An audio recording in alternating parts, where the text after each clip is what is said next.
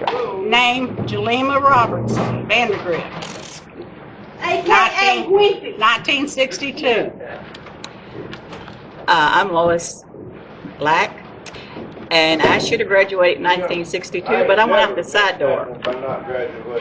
Okay, my best memory, it's not the best, but my most vivid memory was when one day me and Lois had about 14 dozen eggs in the car, and we were going over to my pa's house, and we started down this gravel hill in a 1949 Studebaker, and we might have been going a little bit too fast, and it was Lois's fault. Everything was always Lois's fault. But Gelema was driving.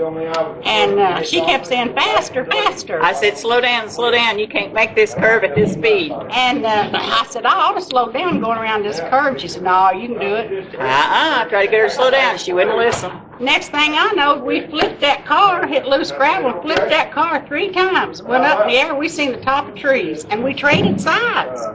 And I mashed her nose. She had a bloody nose. And it wasn't a pretty sight. No, it wasn't. And we had eggs everywhere. Yes, and let me tell you, and she couldn't get I got the door open. I couldn't fit through the window at that time because I was a pretty large lady, still am. Couldn't get out. I held the door open, and Gelema got out. Well, she run up off the hill, and there I sat. I couldn't hold the door open and get out, too. It was every man for himself, is all I know. So I kept screaming at her to come back. So she finally came back down and held the door open for me to get out. And then the car was in the middle, across the road. In the ditch. Halfway in the ditch and halfway in the road. So one of us had to go get help. And she's going to make me stay by myself. Well, somebody had to keep from running over the car. So I went and got my brother up. He'd worked all night long. Well, I tried to follow her down the road, and she wouldn't let me. We was both adult.